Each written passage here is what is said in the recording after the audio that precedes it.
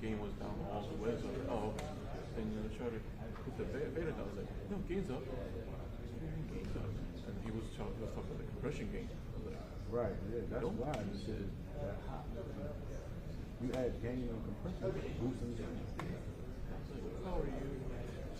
Use the limiter, because I told them how to use the limiter. So it's basically, it's going to cut you off at this certain level. Right, you're not going to keep it simple. So he was like, oh, okay.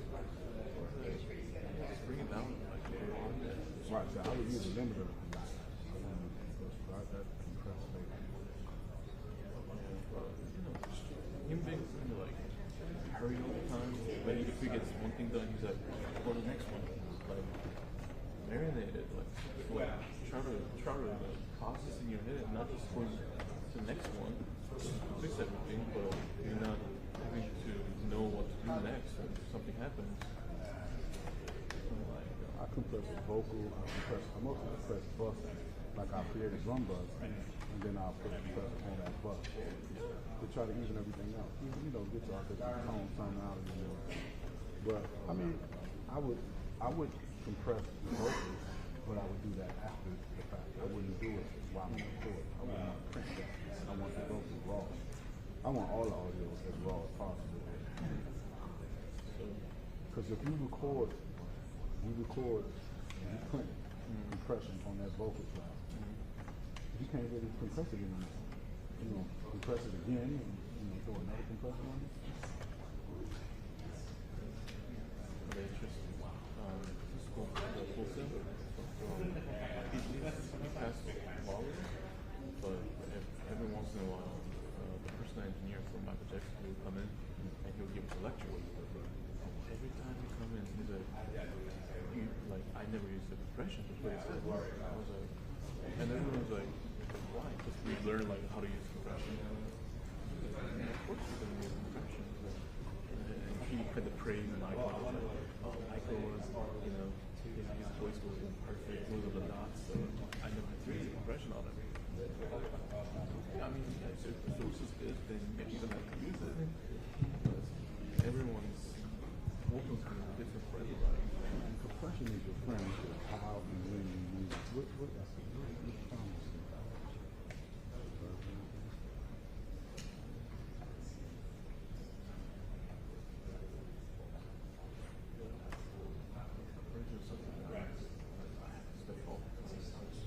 No, all you gotta do is run your ratio, the best ratio, and then you can play around with ratio. Fast, I'm gonna tell you, fast attack, slowly. That's what I'm gonna tell you. When you're going threshold, fast attack, slowly. So you want it to hit, steady. That's why the release is slow.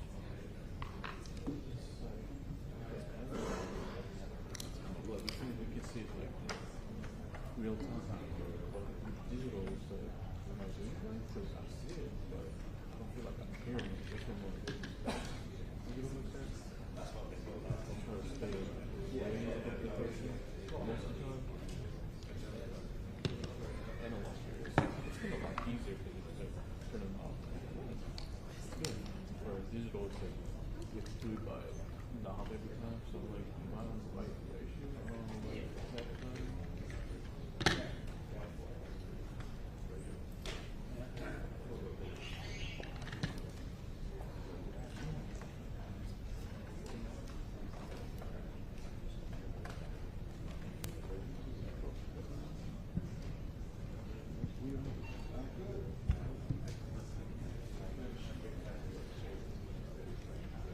Hello? Excuse me? Yeah. No, just normally we.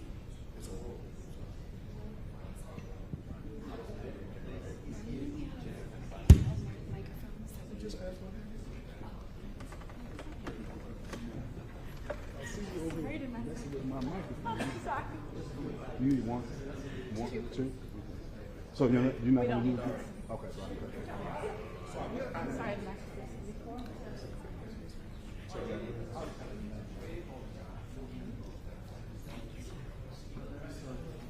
so yeah, you kill the key. They're going to use the hand.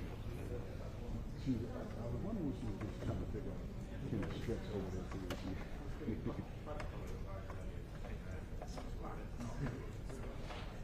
because she went over to that one and she was looking at the table, trying to see how to get it. And then she thought about the stretch.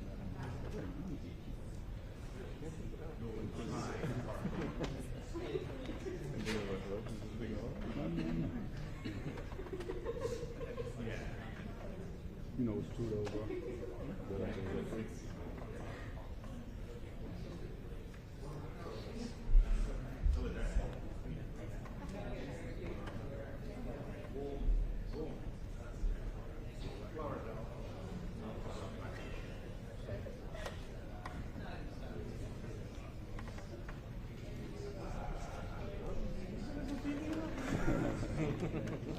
Lopsided. I'm gonna look at you. Some of them could sit right here and look like they got a cushion.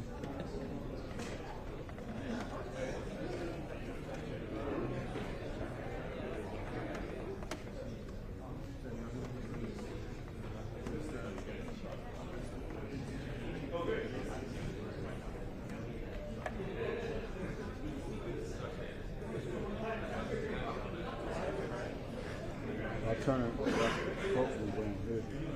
I left it on.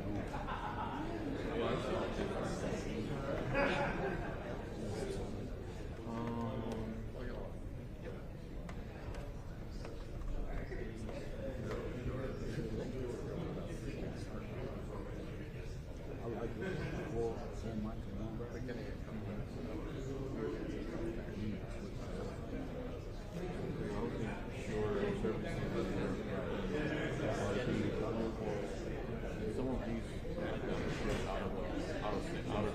No. It's in the herd of bank. That's why we bought those. We had to get rid of the other ones, and we bought those because they were in the band, G-back or whatever it was. They were confined with the switch when they took over the other frequencies. So those audio techniques that we use, we ain't supposed to use them. Do you remember when that was? Because I know it was like 2020 or 21. They talked about it. They said they're gonna take those bandits away. No, they did that way before. They did that way before. They took more because no, yeah. So this was this was right before trial. Maybe 2017.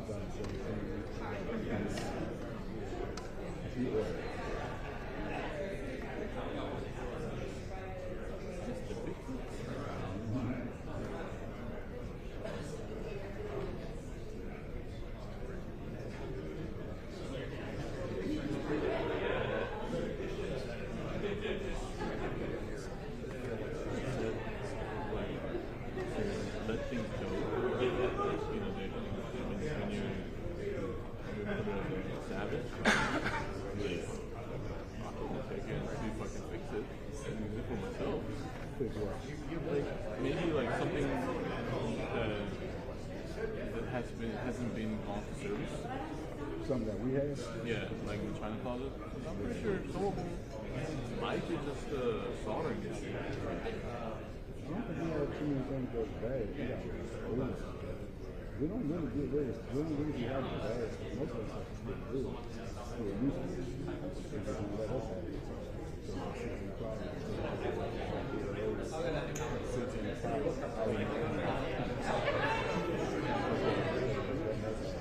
I know a guy who works in when we in church in Ireland and they had to update some stuff. I just like because they do update all the time, so they'll be getting like extra stuff, fiber. It's still good, and they're like, yeah, but they have to sell them. You upgrade the new stuff, so they let us have this stuff.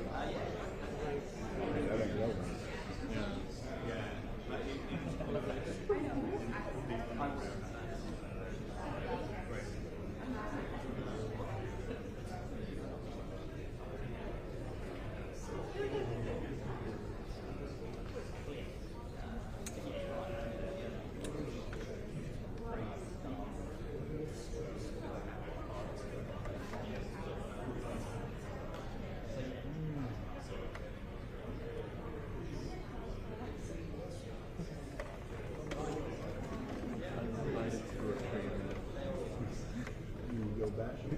I want to go back. I can chill. You chilled enough last time. Yeah, chill in a hotel room. Yeah, they try to put me in a different location. I was like, nah, that's not gonna happen.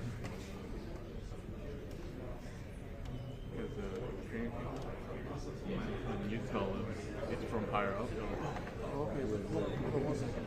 Let me check with my guys. Because when we go to the PCR, they drove me down like 2 hours away from my facility, the airport. And I was like, where are you going? He's like, oh, this is a place to, like, if you need to quarantine or if you need a PCR test, that's where they take you. Like, it was the ramen. It was the ramen hotel, but no, but they were nicknamed them places where they were quarantined. They were called fever. Oh. So at that time, I didn't tell them my business. I was like, oh, yeah, I'm here for business trip. I'm going to take the PCR test and you're going to stay here. I was like, yeah? He said, no. And that's when I told him, I'm here for fighting. They're like, oh, okay, give me hold on a second. Let me call my supervisor. I had to, because they were like, you have to stay here. I was like, no. Because you want to go for it.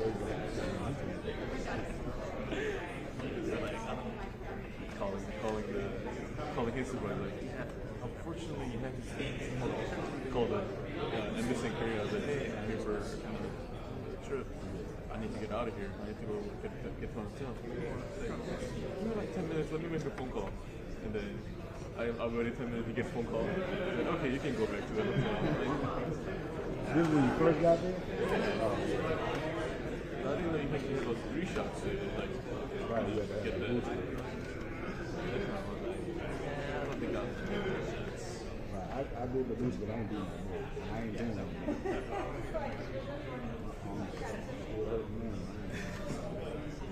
File a complaint.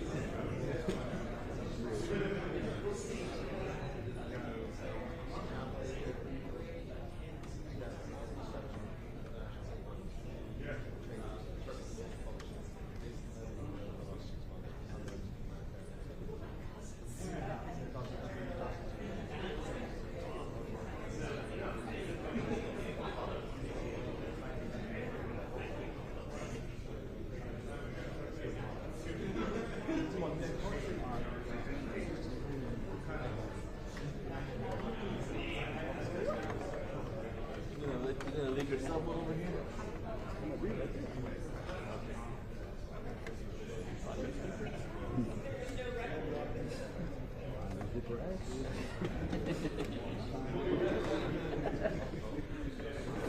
Into your pocket.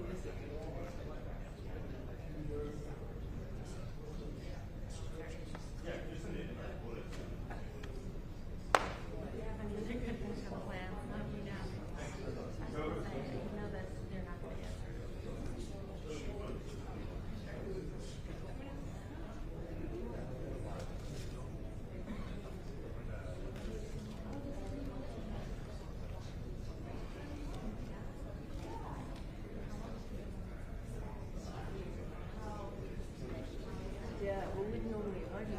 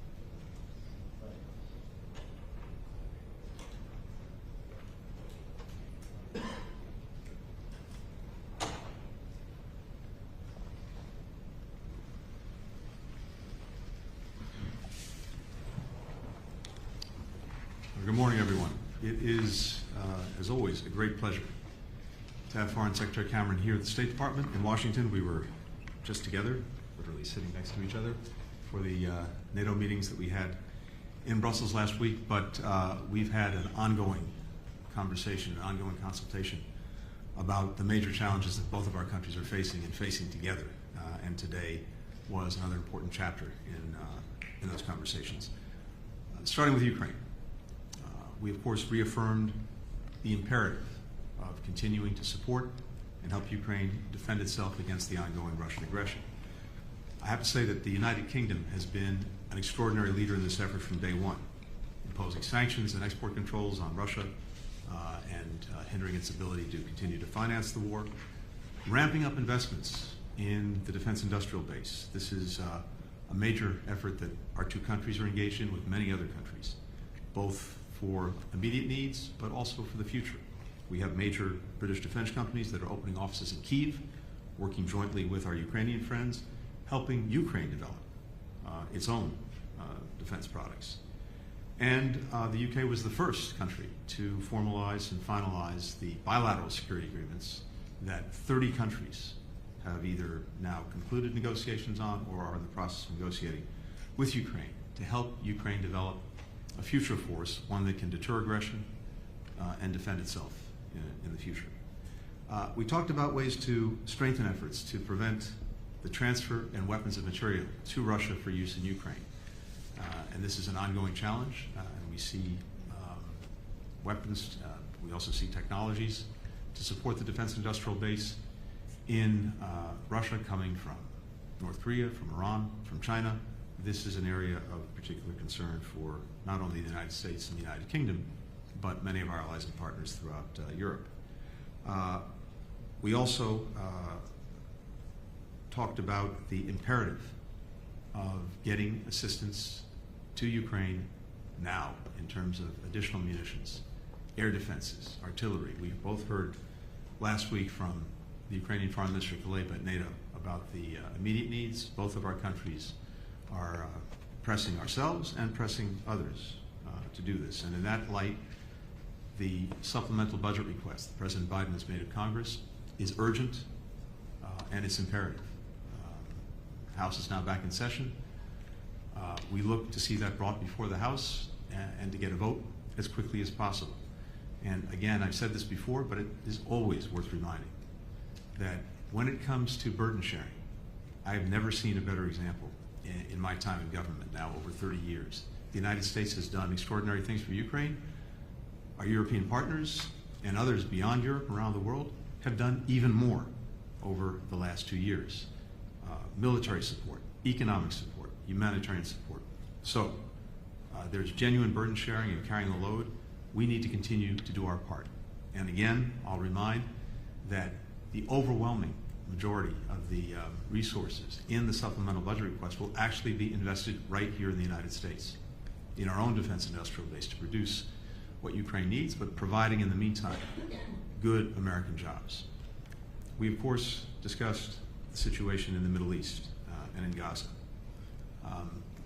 Israel has made important commitments to significantly increase the supply of humanitarian assistance throughout Gaza, and has taken some initial actions as well to move on those commitments.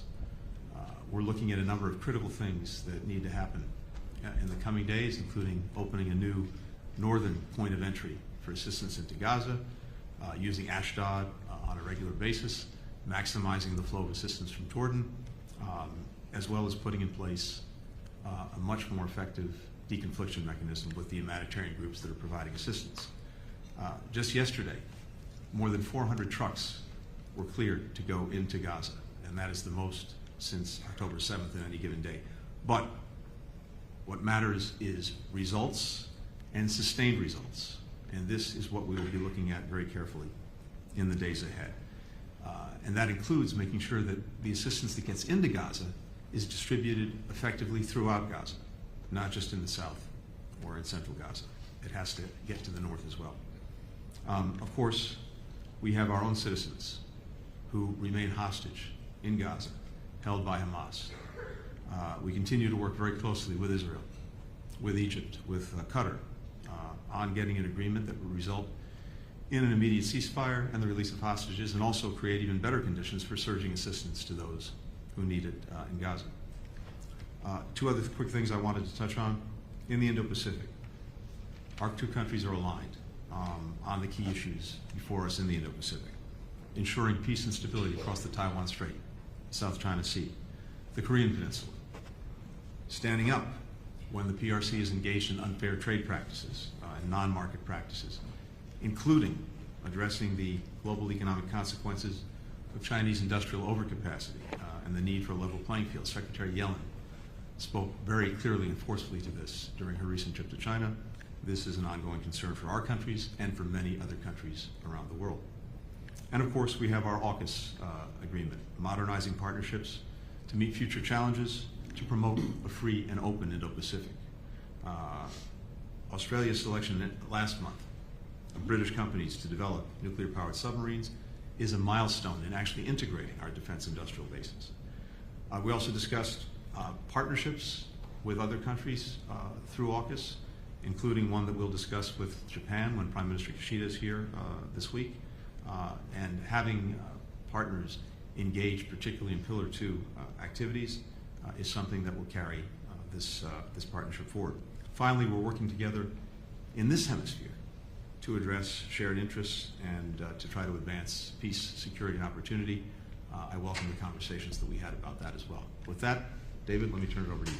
Well, thank you very much, Tony. It's very good to be back in Washington, very good to be back with you. In a time of danger like this in international affairs, close alliances really matter.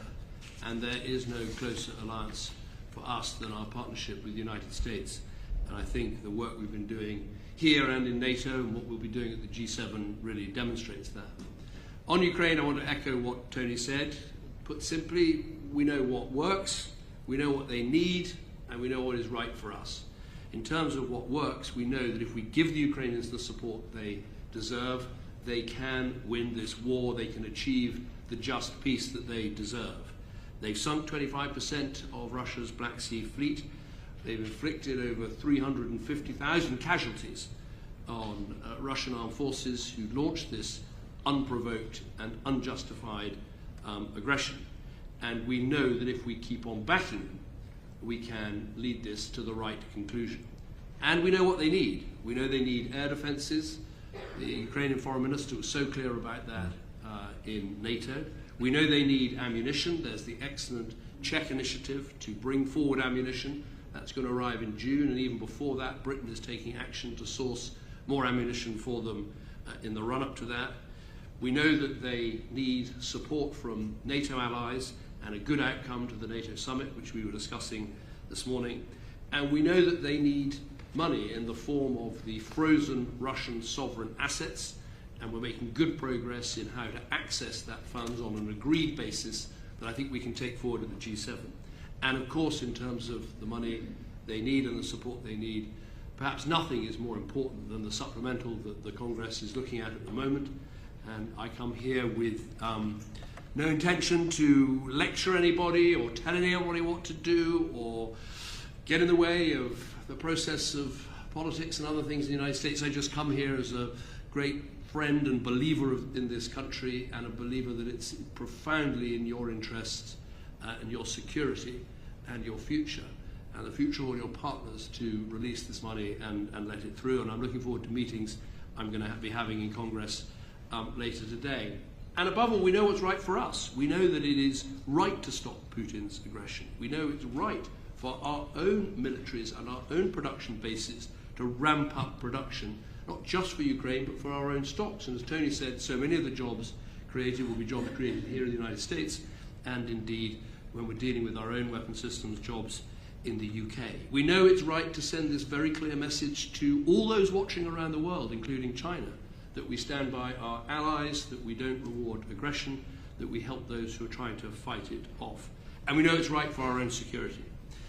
That leads to the NATO conference. We had some excellent discussions. I remember chairing the NATO summit in Wales in 2014. Back then, only 3 countries met the 2 percentage points of GDP on defence spending. I'm proud to say Britain was one of them.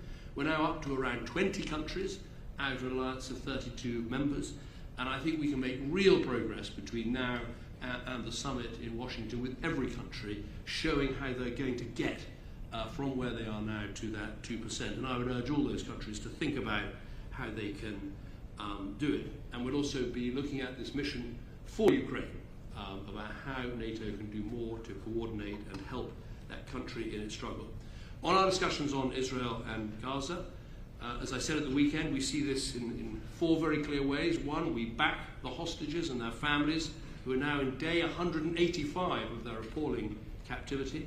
We go hard on getting aid into Gaza. It's the right thing to do, and what was previously seen as impossible is now possible, and that is hugely welcome. We want to see that followed up. We believe in leading internationally, both at the United Nations, where we achieved a good resolution on a temporary ceasefire during Ramadan, and also putting together countries that back and support a future peace process such as met in Munich, and we hope we'll meet again shortly.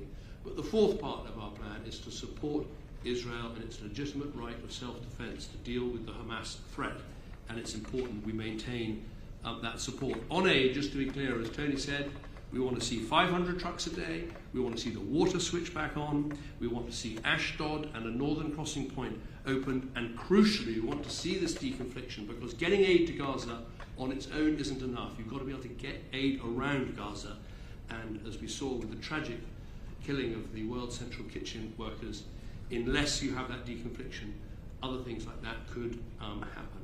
We have a very clear plan A for how we bring this conflict to an end. We have a temporary pause. We turn that into a sustainable ceasefire. We see Hamas leaders removed from Gaza. We see the terrorist infrastructure taken down. That is the way to have a political process that brings the war to an end.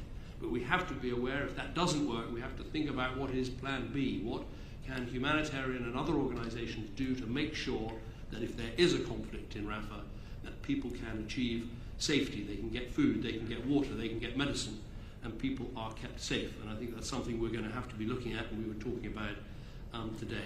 Finally, on the other things you mentioned, I totally agree that AUKUS is a really important alliance, and I think one of the ways we can make it a success, as well as making sure we build our submarines and invest on time, is making progress on the ITAR regulations. If we're going to have a partnership as close as this between 3 like-minded countries, we must be able to have the free flow of munitions between us. Finally, I just wanted to mention Haiti, where Secretary Blinken has said how important it is that we all step forward and help. Britain has a number of priorities in that region, including neighbouring countries that we are responsible for, but nonetheless we will be providing over £5 million, $7 million to the fund to help support Haiti. So on these areas and many others, we've had an excellent conversation, excellent meeting, and it shows how like-minded we are on trying to make progress on these difficult conflicts that are so disrupting and disturbing our world, and we're determined to work together very closely as we do that. Thank you. Thank you. The first question goes to Olivia Gazis with CBS News. Thank you very much, and good morning. Secretary Blinken, there's been a spate of developments in Gaza that we're hoping you could shed some light for us on. First, Prime Minister Netanyahu has made public pronouncements about a date being set for an offensive in Rafah. Has the U.S. been apprised of such a date? And has it been given word of any accompanying plans by Israel to ensure the safety of civilians there? Second, you mentioned the increase of the number of trucks being permitted into Gaza on a daily basis, but aid agencies, including the UN, are still saying that much less than the minimum amount of aid required is actually getting where it needs to go. So is Israel really doing enough, quickly enough, in order to forestall changes in U.S. policy, as the President and you have made clear? Foreign Secretary Cameron, you've come to Washington from a meeting in Florida with the former president and current presidential candidate, Donald Trump. We understand that aid to Ukraine was a key item on the agenda. First, do you come away from that meeting more or less assured that U.S. aid to Ukraine is forthcoming in the near term? And second, did you achieve any clarity on Mr. Trump's reported plans to bring the war in Ukraine to an end? Specifically, did you receive any assurances that it would not involve territorial concessions by Kyiv? and with your indulgence, for both of you, just given the bleak indications out of Cairo today, Rachel Goldberg-Polin, who's the mother of Hirsch, one of the hostages who's been held in Gaza for now more than 6 months, said recently, "I feel that all the parties at the table have failed, to include the governments at the table." Do you disagree with her? Thank you. Olivia, I'm happy to start. Thank you. And thank you for the new iteration of asking questions of each of us and then asking a joint question at the end. It's a new model. I'm sure your colleagues will carry forward as well. On Rafah, no, we do not have a date for any Rafah operation, at least one that's been communicated to us by the Israelis. On the contrary, what we have is an ongoing conversation with Israel about any Rafah operation. The President's been very clear about our concerns, our deep concerns, about Israel's ability to move civilians out of harm's way, to care for them once they're out of harm's way, and to have any kind of major military operation that doesn't do real harm to civilians, to children, to women, to men. We are committed to ensuring that Hamas cannot govern or dictate the future of Gaza or anything else for that matter. But how Israel conducts any further operations in Gaza matters a great deal. And as we've said, we're talking to them about alternative and, in our judgment, effective ways at solving a problem that needs to be solved, but doing it in a way that does not endanger the innocent. Those conversations are ongoing. My expectation is that we'll see Israeli colleagues again next week to pursue that. With regard to the assistance that is getting in, look, we've been, again, very clear starting with the President. We need to see not just the commitments, not just the implementation of the commitments, but actual results, and results that are sustained, and sustained throughout Gaza, not only in the south or in central Gaza. So I mentioned that, yes, yesterday, by our count, more than 400 trucks were cleared, which is double what had been happening heretofore. That's important, but it's just one step, and again, it needs to be sustained. David referred to a number of other steps that Israel has either committed to or has already begun to take, and I mentioned some of them as well.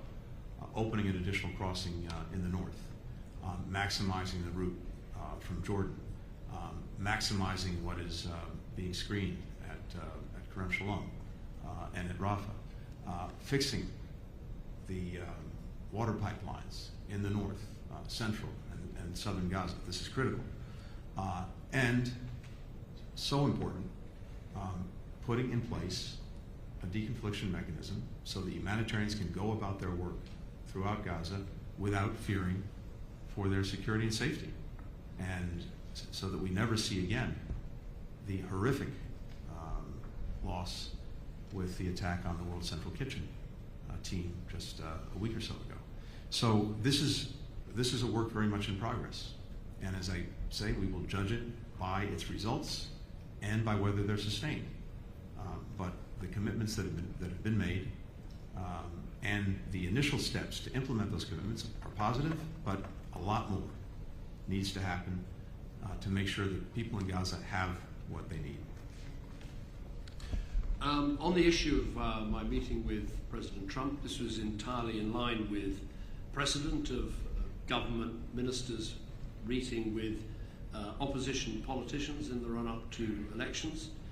I remember when I was Prime Minister meeting Mitt Romney when he was a candidate. I remember Gordon Brown meeting Barack Obama when he was a candidate. I think Tony recently had a meeting with Keir Starmer, the Labour leader, in Munich. So these things are entirely proper, but it was a private meeting, so I haven't really got anything to add to your questions. But we discussed a range of important geopolitical subjects. And on hostages, yes. Yeah. I would just say we're doing everything we can to help. There are two British nationals, but others with British connections, so we're doing everything we can. I would just make the point that ultimately the people responsible for holding these hostages are Hamas. They could release the hostages now. I'm not involved in the minutiae of the negotiations, but I know, very big offers have been made by Israel to release loads of prisoners from their prisons in response to hostages being released. And, we need the hostages to come home. We need the aid to get in, and it's Hamas more than anyone else that are standing in the way of that happening. And I would just add that I know Rachel well. If I were sitting in her shoes, I'd undoubtedly be feeling and saying the same thing, because until the day that Hirsch is home, we will not have succeeded in doing what we're determined to do, which is to bring him and bring all of the hostages back. We have our teams working on this 24/7. We're working, as you know, closely with Qatar, with Egypt, with Israel. Bill Burns has been doing extraordinary work on this. Many of us have been deeply engaged, working with the governments in question. We have an offer that's on the table now to Hamas that is very serious and should be accepted. Hamas could move forward with this immediately and get a ceasefire that would benefit people throughout Gaza, as well as, of course, get the hostages home. I think the fact that it continues to not say yes is a reflection of what it really thinks about the people of Gaza, which is not much at all. It's also extraordinary the extent to which Hamas has been almost erased from this story. As we both said, going back almost to day one, none of what we've seen in Gaza would have happened had Hamas given up the hostages right away, put down its weapons, stopped hiding behind civilians, and surrendered. It has an opportunity now to agree to the proposal on a ceasefire and on hostages. The ball is in Hamas's court. The world is watching to see what it does. Felicia Schwartz with the Financial Times. Thank you. Secretary Blinken, are you confident that the talks in Washington on Rafah will happen before Israel does go into Rafah, and that they will follow your advice when doing so? And on assistance, how long does Israel have to sustain the aid that you spoke about or risk consequences? And do you agree with Foreign Secretary Cameron that there needs to be a plan B? And what do you think that should be? Foreign Secretary Cameron, you said before coming to the U.S. that you would encourage Speaker Johnson to get Ukraine aid through the House, but now you are not seeing him. Why is that? And have you left your meeting with President Trump believing that he will give Johnson the green light to make that vote happen? Felicia, let me take the second part first, which is on aid and how long does it need to be sustained.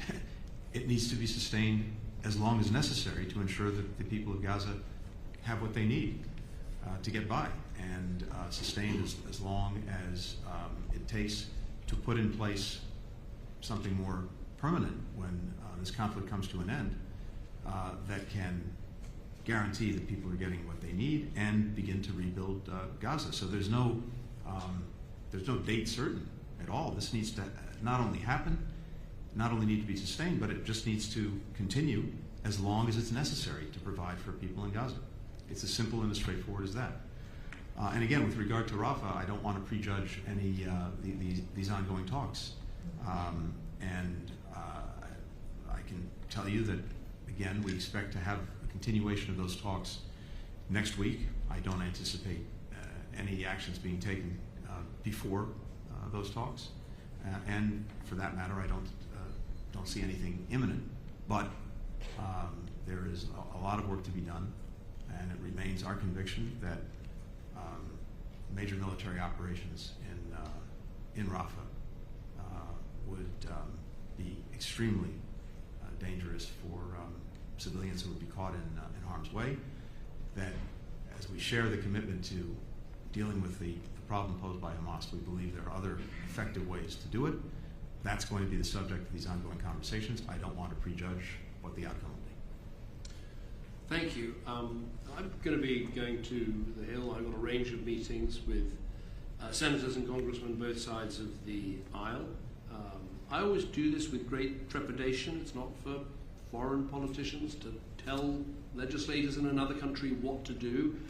It's just that I'm so passionate about the importance of defending Ukraine against this aggression that I think it is absolutely the interests of US security that Putin fails in his illegal invasion. I think it's good for US jobs that we continue to back Ukraine with the weapons that they need. And I think in terms of how the United States and the United Kingdom as allies are seen around the world, there will be people in Tehran, in Pyongyang, in Beijing, looking at how we stand by our allies, how we help them, how we stop this illegal and unprovoked aggression, and working out whether we are committed, whether we're prepared to see it through. So I'm here to offer my opinion, to meet with anyone who wants to talk to me about it, to make those arguments. And I think the perspective, I always encourage others in Europe, particularly perhaps those right up against the fence with Russia, who feel the Russian aggression, who feel the fear of it. And I think, as I said at the NATO summit last week, it's so important that the outcome of all this is a secure and strong NATO with full US and Atlantic support, rather than a setback for the Western alliance, a victory for Putin, and a sense that we don't stand by our allies and our friends at their time of need. So that's the spirit in which I'm here. I'm delighted to have a whole series of meetings this afternoon and some more tomorrow, and I'll make time for any people in Congress who would welcome a conversation about this. Tom Bateman with the BBC. Thank you very much. Secretary Blinken, first of all, the BBC spoke last week to the parents of Jacob Flickinger, who was the US-Canadian citizen who was killed in the World Central Kitchen Israeli airstrike. His parents described the convoy as being chased down. They described it as a crime. What assurance can you give them that there will be meaningful accountability, given that in the last 2.5 years, 2 other American citizens have been killed at the hands of Israeli forces in cases which have not seen meaningful accountability?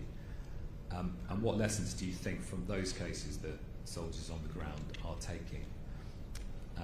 And Foreign Secretary, you said on March the 8th that you would get new advice on Israel's compliance with international law. You said in the coming days, on March the 8th, it is now April the 9th. So when are you going to decide whether or not Israel is breaching international humanitarian law? And you talked about, on Ukraine, not wanting to lecture and to come here. You've also said that you're dropping diplomatic niceties on this issue.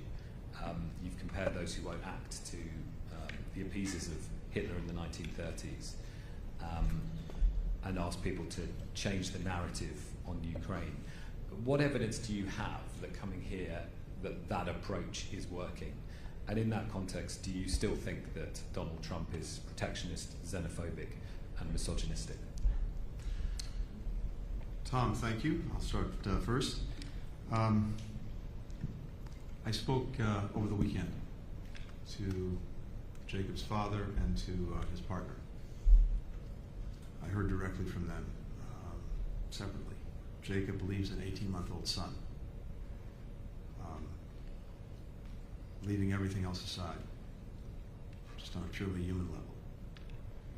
My heart goes out to that family and to that little boy who now has no father.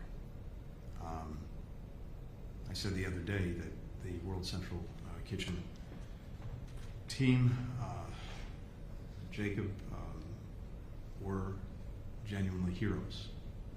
And I hope that no matter what else, we never lose sight of that fact. The extraordinary ways in which Jacob and the others put their lives on the line to help people who were so desperately in need when it mattered the most. It's an extraordinary inspiration, but it's also an extraordinary responsibility on our shoulders and everyone else is to do everything we can to ensure that this never happens again, and that in Gaza in particular, humanitarian workers can go about their work with as much security as possible. So we are looking very carefully at the conclusions of the investigation that Israel conducted. We're asking questions about it. We're engaged with the Israelis. We're engaged with humanitarian organizations. And we want to make sure that, again, the investigation produces real change that can better ensure the security and safety of humanitarian workers. And, to your point as well, accountability. Israel has taken some initial steps in that direction, including by removing two senior commanders who were engaged in this horrible incident. But we're in the process, an ongoing process, of looking at the conclusions and talking both to Israel and humanitarian organizations about it. One other piece of business before I turn it back over to David, unfinished business, which is simply to say thank you. You heard Foreign Secretary make a commitment on behalf of the United Kingdom to supporting the efforts that we're undertaking in Haiti, and particularly supporting multinational security support force to go in to bolster the Haitian National Police to help regain control of Port-au-Prince from the gangs, to enable a democratic process to move forward toward elections, and to create an environment in which humanitarian assistance, development aid can get in and get to where it's needed. So I just want to say how grateful we are to the United Kingdom, as well as to other partners who've been stepping up to support this effort. It means a great deal. Thank you. Thanks. On Israel and international humanitarian law, as required by the UK's robust arms export control regime, I have now reviewed the most recent advice about the situation in Gaza and Israel's conduct of their military campaign. The latest assessment leaves our position on export licenses unchanged. This is consistent with the advice that I and other ministers have received, and as ever, we will keep the position under review. Let me be clear, though, we continue to have grave concerns around the humanitarian access issue in Gaza, both for the period that was assessed and subsequently. We've seen a welcome increase in trucks with, as Tony said, perhaps as many as 400 going in yesterday, the highest since October the 7th, and of course public commitments from Israel to flood Gaza with aid. These now need to be turned into reality. Our position is in line with our international partners. So far, no like-minded countries have taken the decision to suspend existing arms export licenses to Israel. And I'd add that Israel remains a vital defence and security partner to the UK. Our cooperation makes the UK and Israel more secure from external threats. We will continue to use this robust legal process to assess these issues. And I just add, we don't publish legal advice, we don't comment on legal advice, but we act in a way that is consistent with it. We're a government under the law, and that's as it should be. On the issue of dropping diplomatic niceties, in many ways what I meant by that was, instead of sort of speaking in diplo speak when I addressed this issue of how we help Ukraine, I can get very emotional about it. To me, this is so fundamental to how Britain and America have worked together over years, over decades, to keep our world safe and to enhance our security. I think of my grandfather landing on the Normandy beaches under the cover of an American warship. I think of how I worked together with President Obama to deal with the ISIL threat in Syria and Iraq, how we hunted down those terrible killers of British and American hostages in the Syrian desert, Jihadi John and his like. And to me, this is the same thing. We face a huge threat from an aggressive Putin taking other countries' territory by force. And it is so important that we stick together. This is the great lesson from NATO, celebrating its 75th anniversary this year, is that if we stick together, if we work together, we can create a more secure Europe, but also a more secure US. And I say this as someone who doesn't just like and respect America. I say this as someone who loves this country. I mean, of course, I love my own country more than anything, but I do love the United States. I feel passionate about this country, its role in the world, in defending freedom, in standing up to aggression, in trying to take the side of countries that are being traduced in this way. And so when I go and speak with colleagues in Congress, I try and keep the diplomatic language, but sometimes it spills over into quite emotional language, because this is the right thing for us to do. And future generations are going to look back at us and say, did we do enough when this country was invaded by a dictator trying to redraw boundaries by force? Did we learn the lessons from history? Did we do enough? And I'm passionate we're not going to be found wanting. So that's why I sometimes drop the diplomatic niceties. I've said we had a good meeting. We discussed a range of international issues, but effectively it was a private meeting, and one that very much in the precedent of meeting with opposition leaders. Obviously in Britain, we respect the electoral process, the democratic process here in the United States, and work with whoever is elected for the benefit of both our countries. And for the final question, Robert Moore with ITV. Yeah, hi, Robert Moore with ITV News. Thanks for both of you taking my question. Foreign Secretary, first of all, you had dinner, as we know, and by all accounts a warm and friendly dinner with Donald Trump last night. We call it a private dinner, but you know, you're a Foreign Secretary, he's a presidential candidate. Can you at a minimum say at least he listened sympathetically to your argument that the House should unlock Ukraine funding?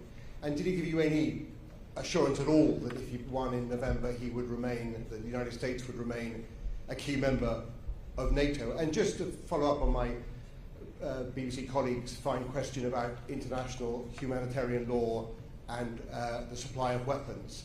I mean, given the passions coursing through our societies about the Gaza issue, what is the argument against transparency, against letting people know what the legal advice being received by you is? Isn't transparency everything? And Secretary of State, I mean, you've expressed outrage today and in recent days about the death of those 7 international aid workers. Eloquent outrage. But it begs the question. There have been hundreds of humanitarians killed in Gaza over the last 6 months. Dozens of journalists. Many people who have been waving white flags and have still been shot down by IDF forces. I mean, where was the outrage then? And why then didn't you offer to reshape American policy if necessary? Why only now? Is it just the passports of these 7 held? Okay, first of all, on my dinner, I'm not going to relent from the fact that it was a private dinner, but we discussed geopolitical issues like Israel and Gaza, like Ukraine, like the future of NATO. Look, whoever I'm talking to, I tend to make the same points, which is that we've got to do everything we can this year to get NATO in its strongest possible shape for its 75th anniversary, and getting everyone up to 2%, having the new members joining, Sweden and Finland, having the strongest possible alliance. That's the best thing we can do. On Ukraine, the best thing we can do this year is to help keep the Ukrainians in this fight. They're fighting so bravely, they're not going to lose for want of morale. The danger is we don't give them the support that they need, and I make that argument to anyone who will listen to me. I argue that it is extremely good value for money for the United States and for others. Perhaps for about 5 or 10% of your defense budget, almost half of Russia's pre-war military equipment has been destroyed without the loss of a single American life. This is an investment in United States security. So that's what I would say. On the issue of legal advice, I think it is an important principle that legal advice is not published, that ministers consider it and act in a way that is consistent with it. We answer questions about it, as I am now, as I will be in the House of Lords, I'm sure, next week, and I've got a question time on Tuesday, but probably a statement as well, and it's right that we answer those questions. We have published summaries of legal advice, but that has been when we've been sending British troops into action, as we did in Libya, or as we did recently when we sent British Air Force personnel into combat with the Houthis. I think that is a different situation. A summary of legal advice published in those circumstances I don't think it's right in these circumstances, and I say we act consistent with it. We're happy to answer questions about it. We're very clear about the deep concern we have about the humanitarian aid situation, but the overall judgment is those export licenses will remain open and continue. Rob, to your question, the thousands of children, of women, of men have been caught in a crossfire of Hamas's making, going back to October. Their loss, their suffering is absolutely gut-wrenching. We've worked from day one to do everything we could to ensure that protection of civilians was being maximized, provision of humanitarian assistance to those who needed it was also being maximized. We've seen results over the course of these many months, starting with the opening of the Rafah Gate very early on, Kerem Shalom, flour from Ashdod, the provision of fuel on a sustained basis. But it has manifestly not been enough. Far from it. The results simply have not been there. And even if the intent was, it's the results that count. And it was clear from everything that we continue to see that we have to have change. Have to have change that results in people getting the assistance they need throughout Gaza. And that was the import of the President's conversation last week with Prime Minister Netanyahu. But it was, in many ways, the culmination of many conversations that, as I said, produced results, but insufficient in terms of actually meeting the needs of people.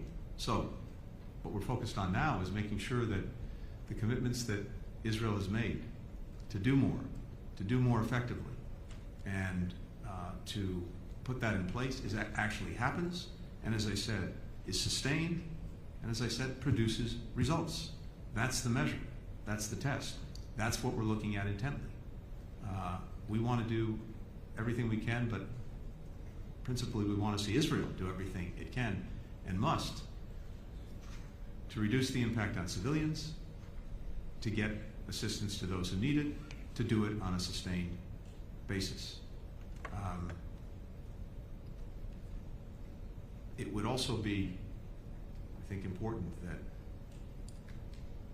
so much of the understandable passion, outrage, and anger directed at Israel for the plight of Palestinian civilians in Gaza, some of that might also be reserved and directed for Hamas. It remains astounding to me that the world is almost deafeningly silent when it comes to Hamas. We would not be where we are had they not chosen to engage in one of the most horrific acts of brutality and terrorism on October 7th, and had they then, having done that, not refused these many, many months to get out of the way of civilians, to stop hiding behind them, to put down their arms, to release the hostages, to surrender. Where's the outrage there? Having said that, I'll repeat what I've said incessantly from day one. Despite that, Israel has obligations. It has responsibilities that are moral, that are strategic, and that are legal to do everything it can to protect civilians and to get assistance to the many who need it. That's what we're focused on. Thank you.